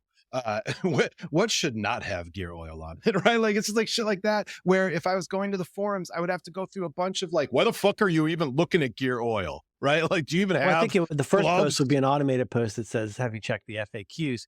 But no, absolutely, because if you treat it like a Coke machine, you might be. And this is a concept I learned from John Syracuse. So please put it in notes: the XY problem, where what you really want Y, but you ask people for X. So like you ask for some really complicated technical explanation for how to do something because you're smarter than the average bear, when the real answer is just unplug it and plug it back in. Like, what is it that you really want? I mean, there's that famous story about like, why do you buy a drill? You buy a drill because it puts a screw in the wall. Why do you want a screw in the wall? So I can hang up a painting. Why do you want to hang up a painting? Because looking at a painting makes me happy. So in some ways you bought a drill because you want to be happy. You just don't know it yet. Yes. And like, if you think that is an overly circuitous and not useful way to think about life, you're probably fairly unhappy a lot of the time. Yeah. Right. And isn't that kind of what you're doing here though? It's like, hey, I got this Leatherman that can do all these different things. And sometimes I can even use the Leatherman for the wrong thing. And sometimes that's kind of cool. Yep. Sometimes it's kind of cool. Exactly. Yeah, exactly. How are we on time? We're good. Well, we're at 113 for this round. I mean, we should probably bounce pretty soon, right? An hour 13. Yeah, we should bounce. I have a final topic for you, which sort of related to what I was saying about feeding all of my kind of life information and asking it. Oh, I would love to talk about this. So, oh my God. Well, the memory stuff is so great, but I filled my people. Can we assume people know what we're talking about? Well, I don't know. Oh, the Wisdom Project. This is where I'm headed. No. Sorry. Okay. Oh, no, I'd love to talk about that too, always. Yeah. But like there was an introduction to something a few months ago that's been really a game changer for me. That could be more of a game changer with fewer constraints, but there's a thing called memory, where you go in and say something as simple as my name is Merlin. I live in San Francisco. And what that means is from now on in future threads, it'll remember what you told it about yourself. And, you can probably imagine all the ways this is useful. A second one might be, I really prefer markdown. So when you give me stuff, give it to me as markdown, et cetera, et cetera, et cetera. But like I put in all the information about my family, where they were born, all that kind of stuff. And it was working great. And again, remember, this works across threads, right? Yeah. So this is really powerful. Yes. But then, you know what I started doing? Entering all kinds of, I started taking photos of things like, the information panel on my Synology or my Aero Garden, upload that. Remember, this is an Aero Garden called Big Garden. This is an Aero Garden called Old Garden. Now, remember that on this day, I changed the water and added plant food. Remember all this stuff. And it was fucking incredible. I would put my entire life into this thing if I could, but after a week or so, it said, your memory's full. So I had to start deleting stuff. But what you're describing, once you start dipping a toe into that, you think shit's integrated now, just you wait until it actually knows what your life is like. Yeah, and it's funny. I have not ever used that memory function. I mean, I think have you ever seen updating memory where it goes, like you say something, maybe, for example, with your tickets, I would bet you dimes to donuts that it says updating memory because it's remembering that you were at that replacement show or whatever. So you're saying this memory function, which somehow I'm not even aware of, is something that do you have it open right now? Yeah, I have ChatGPT open. Okay, you have the app on your Mac? Yes, I do. Okay, Command, comma, and go down to personalization. Is this like what you did for Joe Walsh? That was in the part of the recording that got, but we're just going to leave it. Rocky Mountain Way. If you look under Manage Memory, you'll see all the things that it remembers about you. Oh shit! So my first one is it's using Hover as their domain registrar. Okay, information about my mom. Merlin is feeling kind of tired today. It remembered that Merlin prefers shorter responses. Here's where Madeline was born. Wow. Merlin's son Billy is a little reluctant and doesn't like technology. That's because I stuck the phone in Billy's face with advanced voice mode on. And I said, oh, don't worry about Billy. He's just a little reluctant and doesn't like technology. Well, it remembered that. But imagine this filled with, here's my two Synologies. Here's what the serial number is. Imagine that, that folder I've got on iCloud with hundreds or dozens of manuals. How far away are we from me just dropping that? Or not even needing to drop that in? Like, you know what I'm saying? Like, but having it remember all of these different things is ridiculously, have it remember again, think about my garden or think about my 3D printer, or you could think about your automobile. If you're an automobile person, when did I buy this automobile? How many miles are on it? When's the last time it was checking? Like, this is the dream. Is like in the same way that I had this dream for this bike log idea for Apple products. I also have this dream over here of like, I just want to like start talking and have it remember and integrate things, have it be my outboard brain. Yeah. And if all that information about not even your life, but like, have you ever wanted to make a timeline? I've always wanted to make a full timeline of my life in Excel, where I lived, for how long, who my housemates were, like when did that person leave and get replaced by this one? Like, I don't know why. That's just something I've always wanted. I have a spreadsheet. I've lived in 38 places. Oh my God. When I was in college, I would move 4 times a year in college. Every single place I lived, who I lived with, if it was my mom. Exactly. And don't you want to kind of see that? Now imagine a system where that all just gets remembered. And it says, this is kind of like that thing Richard said one time. And you're like, whoa. Oh, you were in Chicago at this point, but right. But that memory part, and it sounds like you were not expressly aware. And by the way, this so use this in 4.0, not in the new one. The new one does not do well with memory. Can I add things myself? Oh, hell yeah. Is it just, try this. Just open a new 4.0, right? Like an old one. Yeah. And just say, remember that my favorite fruit is apples or whatever. Mm-hmm. You can also add them manually in those lines, but that's the easiest way. It's just as you're going. Or like, remember I changed the water in this thing today. Okay. Got it. Yeah. And now, why is that useful? Well, when I was doing that my demos are the worst. And I go up to Madeline and I'm like, can I introduce you to my wife, Madeline? She goes, oh, hi, Madeline. Nice to meet you. She's like, what are you doing? Can you go? And I said, where was Madeline born? He goes, Madeline was born in Providence, Rhode Island. It's like, she's like, get that away from me. Okay, hold on. Let me just. There's 3 bits in my memory that are cracking me up, and I wanna bring them out. So I had at one point asked it to make me a playlist based on whoever was the centerfold of Circus Magazine between a certain date and a certain date. Oh my! It's already so obscure and nested. It is interested in creating playlists based on specific themes and historical contexts, such as magazine centerfolds from a particular year. No! So did Shannon Tweed? Almost. Shannon Tweed? And then I've got is using vinegar and salt to derust tools and then soaking them in baking soda and water, drying, wire brushing, and applying WD-40. And then I've got has traveled to Iraq on multiple occasions. Oh, that is so funny. This is all memory stuff. Oh my God. It's crazy. Merlin has an X1C printer. Merlin's tomatoes in his aero garden are a few inches tall. What it doesn't say right here is that it remembers when you said that, right? Yeah, right. Merlin has a special edition The Hardest Job in the World pencil, which is a collaboration between Palomino, Blackwing, and CBS's John Dickerson. Thanks, buddy. Merlin uses the app Drafts for macOS and iOS. Merlin is interested in trying different. When you read it this way, it does sound kind of insane. It does. I mean, and there's also. It remembers which Milwaukee drill I have. Oh, it's great. That's great. Then there's kind of stuff that's very sort of passing, like is customizing their Z profile to include specific man pager setting that uses BAT. Merlin is researching Ray Davies' wife. What if the entire podcast was just taking turns reading this? It would be called A Show with John Siracusa. Anyway, let me tell you the joke in 4 bullets. Okay, before we are done. Merlin set up the birdhouse yesterday. I wanted to see what is yesterday. How often? Well, it knows it. But I want to find out. Like I have another. See, these are all such disparate little scraps of paper. I have a calendar called Journal. Yes. A calendar called Journal where I just write down when something happened. So I changed my medication on this day. I installed the new X on this day. And if it's stuff where sometimes it's stuff where it goes either in journal or environment are my 2 calendars. And one is like, hey, it's been 6 months. Change the filters in the air dingus. But why do I need that in 60 different places? And do I really want Apple to be the arbiter of all that? Couldn't there be some kind of standardized XML style, JSON style thing where like all my stuff just goes into a thing and then it just all learns from me? It doesn't seem like that much to ask to have a universal system. Do you have system? Do you have a system for archiving your chats or even just like a threshold? No, it's a huge amount of my memory. It's a huge thing for me. I have periodic, like when I'm downloading some open source materials and it'll say like in Downey will say like you have 116 gigs left. I'm like, yeah. So I go and I go to Daisy Disk or I sort by whatever and I go and it's always my directory, my tilde/application support /library/application/ like messages. Because I keep the attachments too. I need it for my work. Oh yeah, of course you need it for your work. I should do that. If I lost it, it would be fine. But it's just a weird pack rat compulsion I have.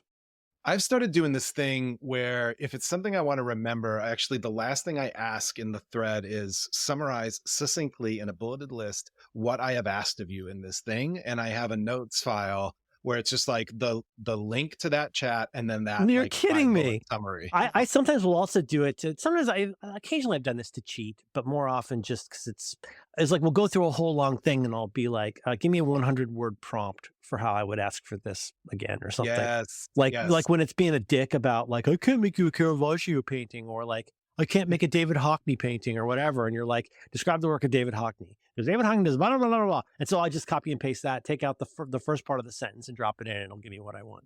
Yes. Right. Right. Security by obscurity or lessons by sessions or something. I don't know. Who needs a name? Sorry. Now you know, though. Now you know about memory. But like I say, I don't know if you understood what I said, but I don't think it's working with 01 preview. So try with 4.0 and all the other ones and you'll be fine. Okay, sounds good. Oh, because like you also can't upload images to 01. No, which is driving me crazy. It won't make you 3D prints. It's got a weird knowledge cutoff.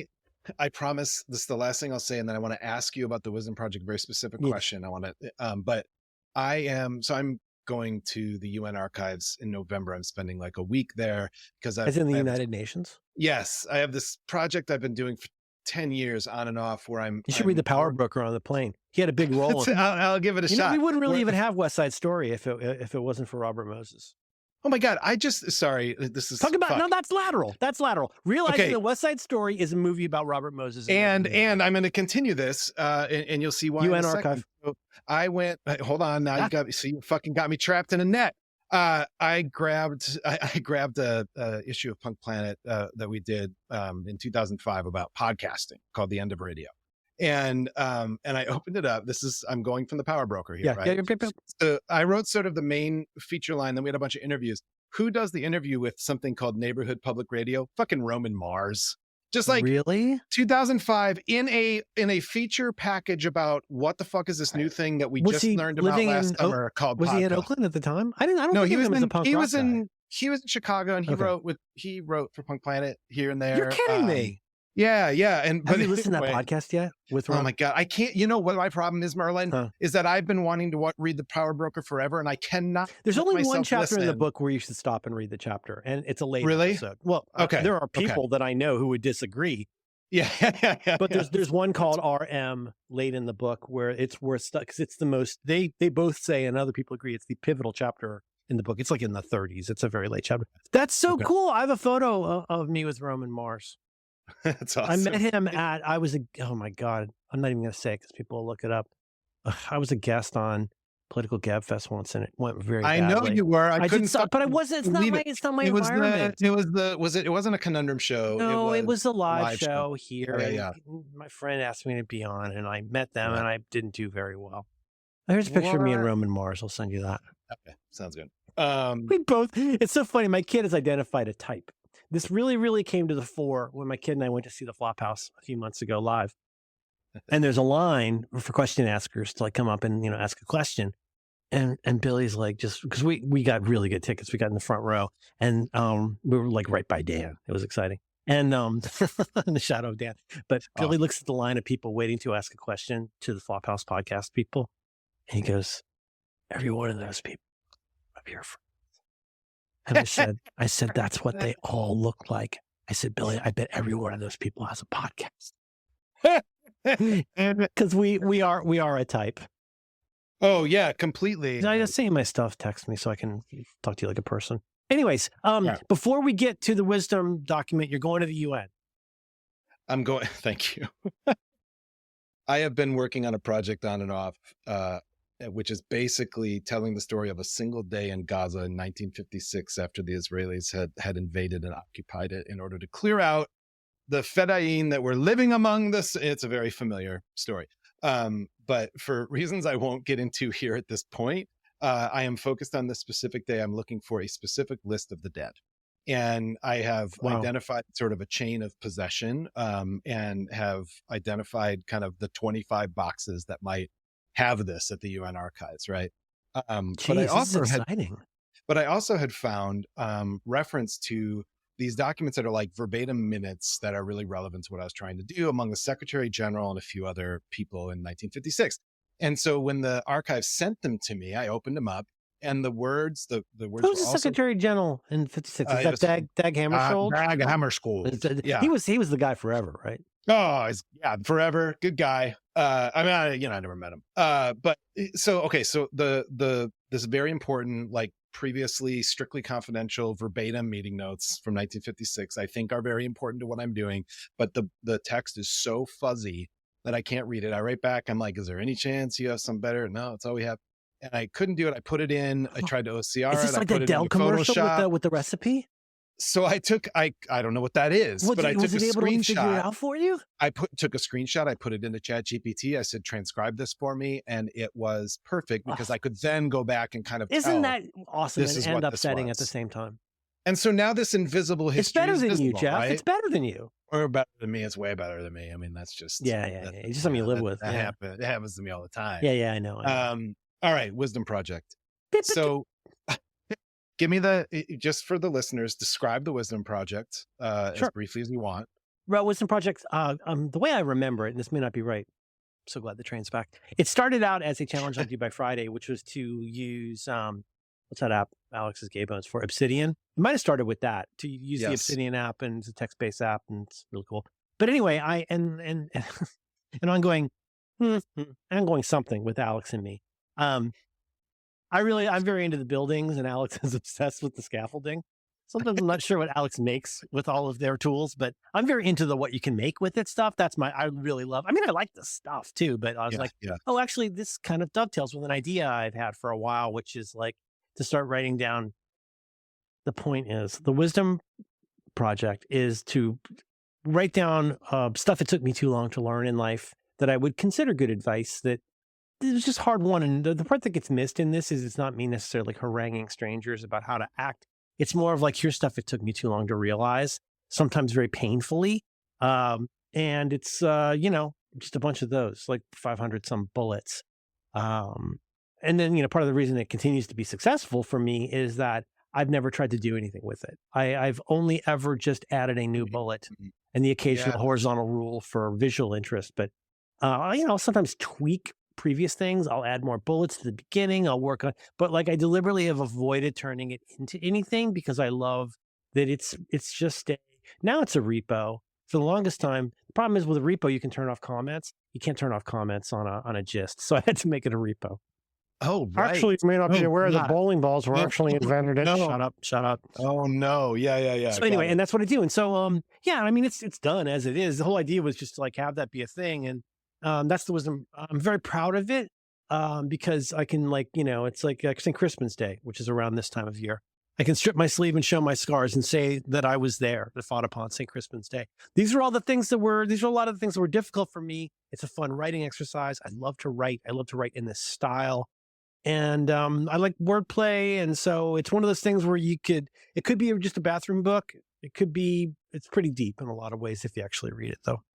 Well, and that's okay. So that gets me to my question about it. So I've listened to you on your podcast for a very, very long time.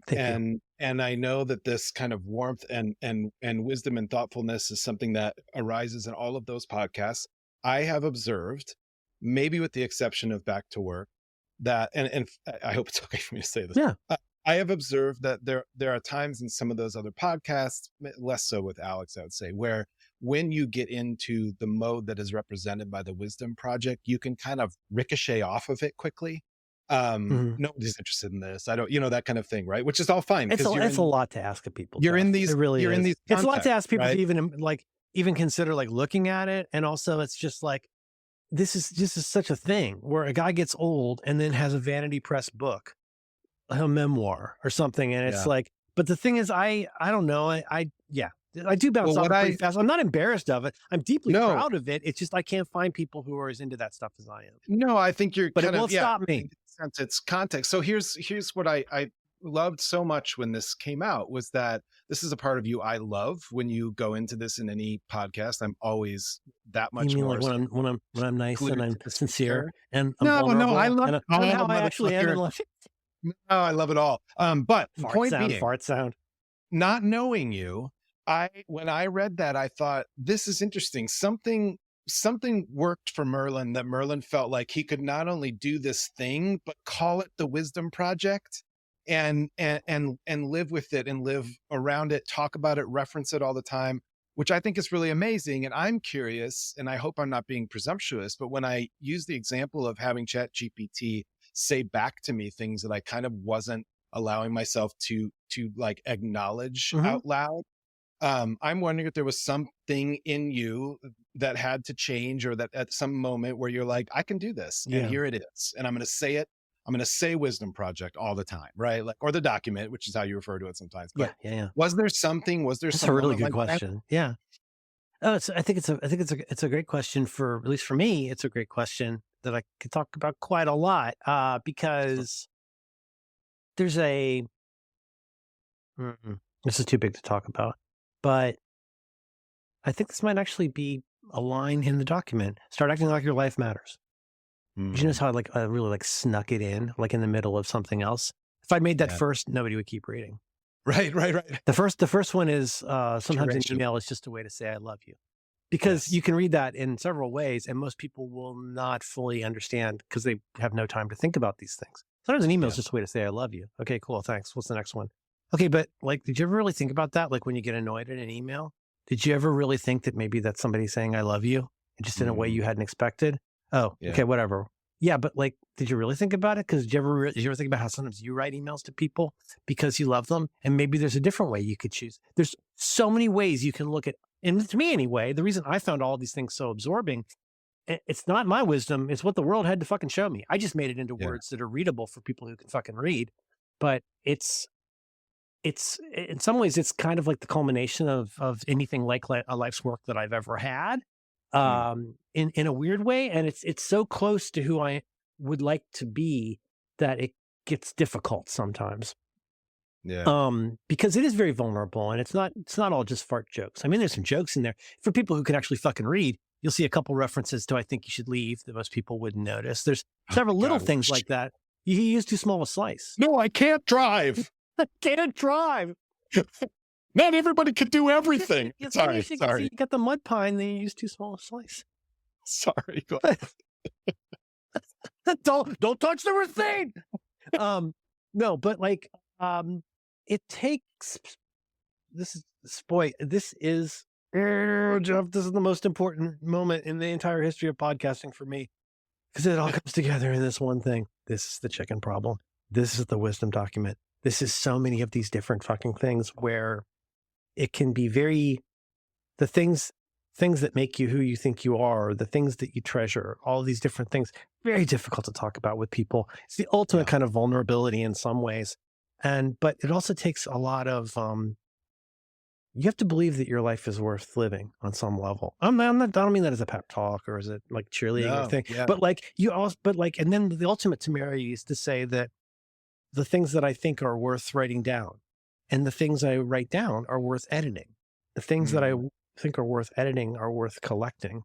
The things that I think are worth collecting are worth going back to and improving. The things that are worth improving are worth sharing. There's this cascade of apparent self-involvement that is instead the thing that I would wish upon every person, which is that you care very intensely about the things that matter a lot to you. And then you spend less time feeling distracted by the things that you really know in your heart are not the good things in life. And that could be that essay Better that I read. That could be, there's all kinds of different ways you can look at this, at least from my POV. And the way that it's received is something I'm touchy about, because it's a lot to say to somebody to like, oh yeah, that guy who just couldn't be bothered to update his blog anymore is writing self-help again. It's like, well, I don't mean it that way. The first bullet in the list is the true one that mustn't be missed. I hope you read it as a fun, breezy thing that makes me sound like a confident person who's read a lot of Kurt Vonnegut. I hope you enjoy that. I really super do. Yeah. And there are some things in there where what it took me to put those words together in that order took so much more personal effort. And it wasn't personal effort this month. It wasn't even that much personal effort last year. It was personal effort when I was 11 and couldn't figure out why girls weren't nicer to me. Like, I could place almost every single one of these things, from the most trivial, like, kind of like put your keys in a bowl shit, life hack stuff, all the way down to my favorite one, which is about what it means when you have a kid and the kid changes. That's my favorite one on the list, which I will look for right now. But it's, I feel very vulnerable about it. I don't, touchy's the wrong word for it, but I do love it a lot. What I don't apologize for is that the project exists and I love doing it, and that it will never be done. The whole point of this is that this be an ongoing thing. Yeah. I mean, if I never add another one, I mean, God, go get it. You can go make it an EPUB. It's easy enough. But it means a lot to me, and I don't really have a way to talk about that stuff because it's not on brand for my usual stuff. Yeah. Oh, it's beautiful. I love it, and I love that. What were the other ones you like? Oh my God, what are the ones I like? I can pull it up. I've read them aloud to my wife at times. I think it's useful, and there's a thing I've always done when I'm editing, or I don't know, is there a better word than that? When I'm rewriting, another way to put it, if you don't like the word editing. I like editing. Which is like it's a warm word for me. Well, like when I record songs, I always listen all the way through from the beginning to the end. Sometimes I'll stop and go back, but I always end up going back to the beginning. Like, this is why it really helps to like the things that you write. If you don't like the things you write, you're probably not going to become a very good writer, but you'll get to walk around and go like, oh, of course I never look at my own stuff. Well, wow, it must suck. I laugh at my own jokes all the time. That's how I know they're good. Can I read you my favorite one? Yep, please. Your kids are not little versions of you. They're little versions of themselves. So don't be sad or alarmed whenever they are becoming something different from you, because they will become lots of things that are different from you. And that's arguably the whole point. It is inarguably a thing that you need to cheerfully celebrate and support.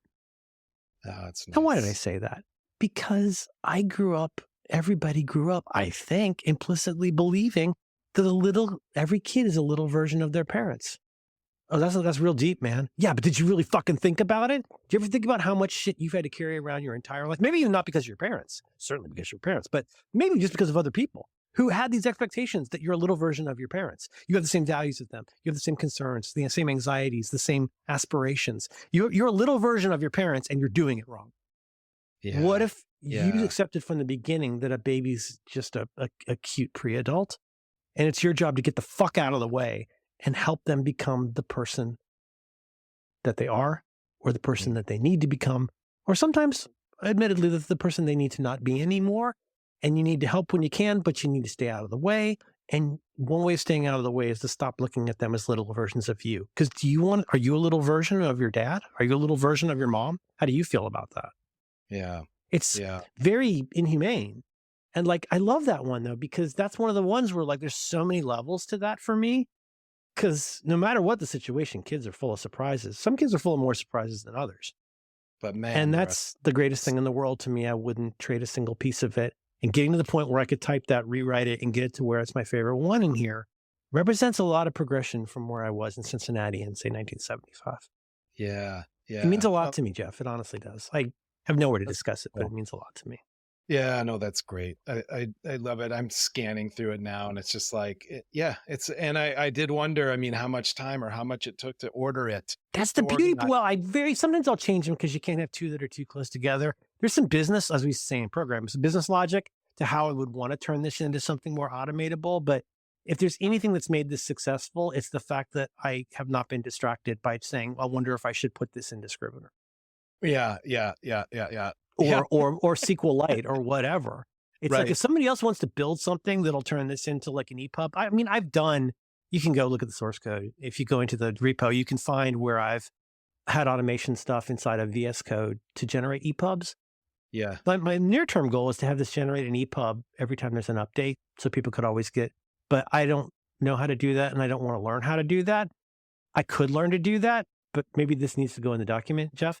Is like the document exists because I stopped trying to do other shit with it, which gets to another point of wisdom, which is huge. That's its own. Yeah. You'll do better. People tend to screw up their next thing because they're not paying careful attention to their current thing. Yes. Yeah. Ask me how I know that. Like how I've learned that 60 different ways and I still follow shiny objects when I get to the difficult part of a project, unless I catch myself and I go, remember, you wrote that thing down. You know how to do this. Yeah. Once your party's been seated, always order a large pepperoni pizza for the table. Yeah. John Roderick. John Roderick. That's a very, very important piece of wisdom. Very practical. Yeah. Sometimes I have a good run. I like this one. Throw out all shitty scissors. Bring your name. Oh, I was just going to read that one to you. Well, when do you do it? Well, right here, you might have heard this this is a Japanese company called Kai, K-A-I.